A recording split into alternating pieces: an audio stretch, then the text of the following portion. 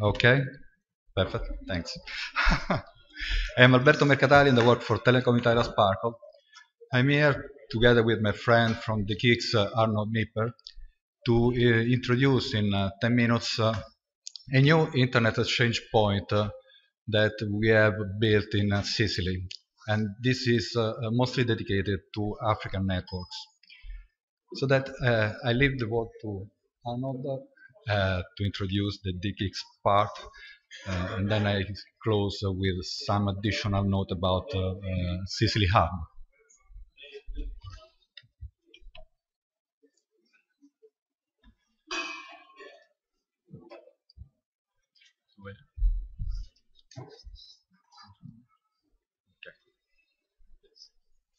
Okay. Hello from my side as well. So I do not want to eat much in your time. So you had a length discussion. You had a good general meeting. I guess everyone understands that we are now rushing a little bit because also the other areas are also waiting. So just a few words about who is DKIX. DKIX is running some internet exchanges. You most likely know the one in Frankfurt, but besides that, we're also doing internet exchanges in Hamburg, Munich, Dubai, New York, and now start as well in Palermo and Marseille. The reason is why we do an internet exchange in Sicily. Someone might say Sicily there's almost nothing. The most interesting thing why we think an internet exchange over there makes sense is because if you look at this map, a lot of sea cables have landing stations in Sicily, and therefore it's ideally suited if you also look where Sicily is located in respect to Africa, to open up the sea cables over there and to thereby to give a chance for operators, both network carriers as well as content providers, eyehold providers to peer over there. So that was the main reason for us to go there. By breaking out traffic already there, you save both on money as well, gain some milliseconds on round trip time and get better performance. This is really important for those on the West African rim, North African rim, East Africa, as well as those coming from Europe, of course, from East Asia, as well as from Asia. Also, what you see from this map, or this graph, which shows the growth of ASN, that you see that the number of ASN in Africa, meanwhile, has overtaken the number of ASN in Europe, and Africa is growing internet-wise slowly but constantly, and will get more importance over the next few years. So maybe it's now time also to bring an internet exchange, an important internet exchange, closer to Africa. I skipped it. Most important part perhaps will be we are going live end of August this year, offering port speed 1 gigabit, 10 gigabits, and if someone needs also 100 gig. Private, public peering, everything is there. If you order now, you get 6 months your port for free. Next is I hand back to Alberto, who dives more into detail what Sicily Hub is. So, the reason why we take this decision of opening Sicily Hub in Sicily is mainly before there are more than 13 submarine cables that are currently landing in Sicily. Most of them land in Telecom Italia Sparkle landing station. Others are in an independent landing station from mainly for Interroute, Fastweb, and few others. Currently, all the ISP landing in Sicily just purchased the call to go to Europe, to Frankfurt, Amsterdam, Paris, or even London. Many of them asked us to put some equipment in Sicily just to better manage their submarine infrastructure and the terrestrial infrastructure, to make better usage and have a better protection. We decided to do even more. So we have built a new data center where we can host their routers and their equipment, and we can provide all the set of services that they can find in Frankfurt. So the idea is to bring whatever they can find in Europe, in Frankfurt, Amsterdam, London or Paris, directly in Sicily. And so open the environment there. And the idea is just to make a carrier neutral environment over there, because of course a peering point must be carrier neutral, and customer there must find everything they need in one place. Additionally, we are inviting all the most important CDN and content provider over there, just to provide peer interconnection that usually are given in Frankfurt or Amsterdam directly in Sicily.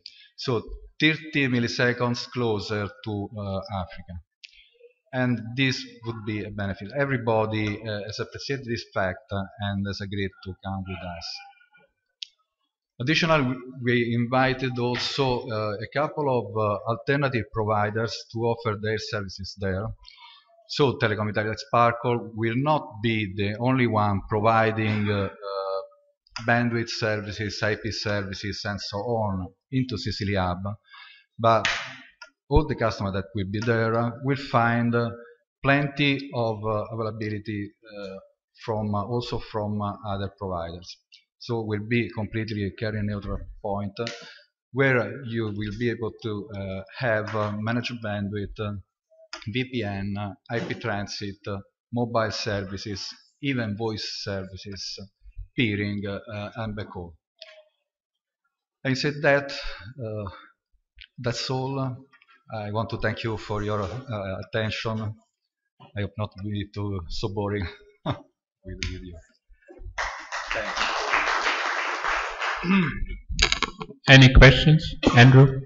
Yeah, as a matter of interest, will there be options for other providers to join those selling services via their, in the way of transit, etc., or is that a limited number of people that you've invited to provide those services over the exchange? The environment is open, so everybody who has fiber or want to offer services there is invited to come. In that case, so I it's hope not to see a closed you there environment. soon. I really hope to see you there soon. Thank you very, very much. Yeah. Further questions? So unfortunately, Alberto has to leave, but I'm around till the afternoon. Thank you.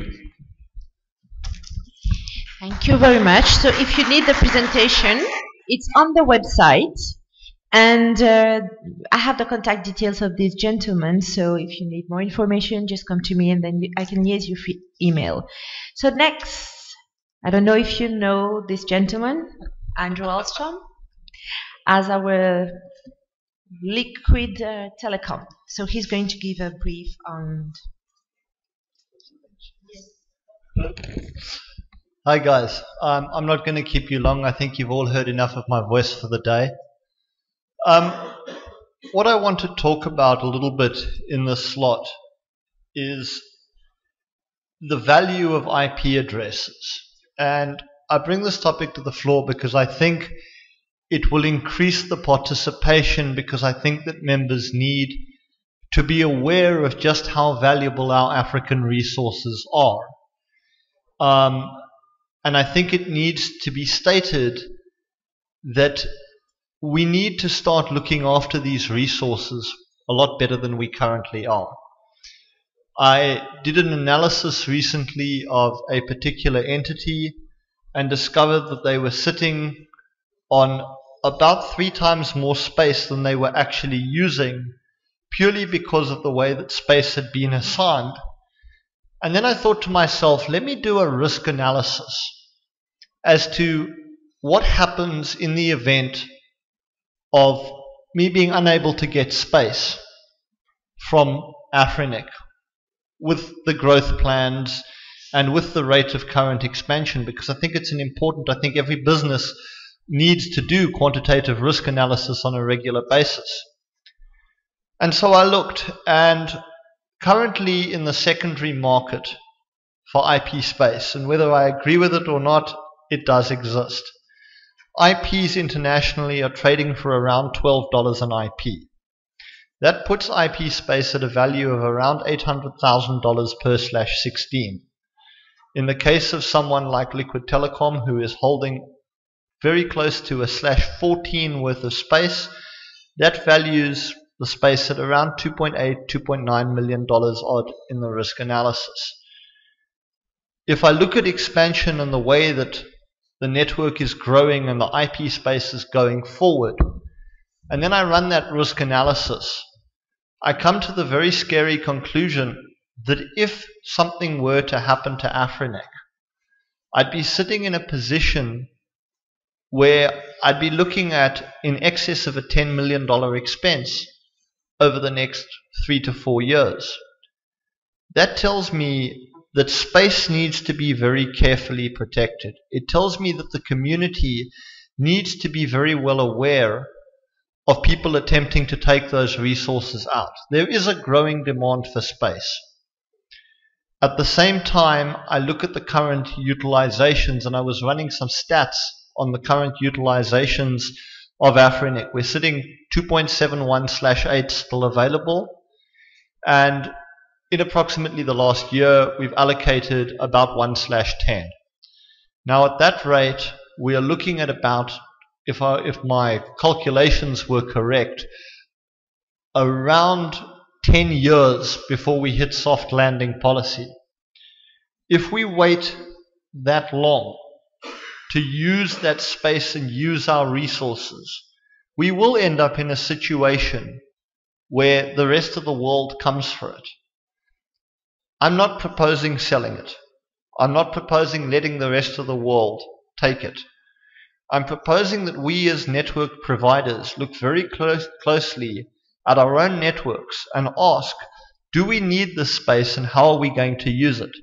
Do we want to continue in the NAT paradigm where we are disadvantaging our users by trying to squeeze every last IP address by translating everything?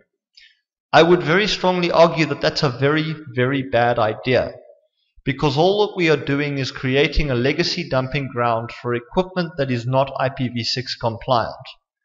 And as we move forward, I foresee a situation where sooner or later some website on the internet that lots of people access is going to go, I didn't want to pay the $12 an IP for an IP or whatever that price rises to, and I've gone V6 only. The networks in Africa at that point that are not V6 ready will be at a distinct disadvantage, because the customers will go to those networks that are V6 ready. If we have become a legacy dumping ground because we have too much V4 space available, we will sit there, and when crunch times comes and we desperately need that V6, we'll be unable to do so. And less than a year ago, a bunch of equipment which was supposedly V6 compliant was purchased from another company, and it didn't have certain V6 features, particularly MPLS, LDP6, RSVP6, things that are critical to an operator environment. Then I sat in a meeting less than 2 weeks ago in San Francisco and was told by a provider, by the vendor, sorry, we're not putting V6 in there. Now I've got legacy hardware. What do I do? But the trick here, Vamola, one more minute. What I'm saying to you is, look at your networks. If you're running NAT, use the space. Don't let the rest of the world come and take the space because we're not using it. For goodness sake, there's 1 billion people on this continent. There's plenty use for it. So take the space and keep in mind that because of the financial value of the space, if we don't use it, somebody else will, and we will be unable to stop them no matter what we do. Thanks.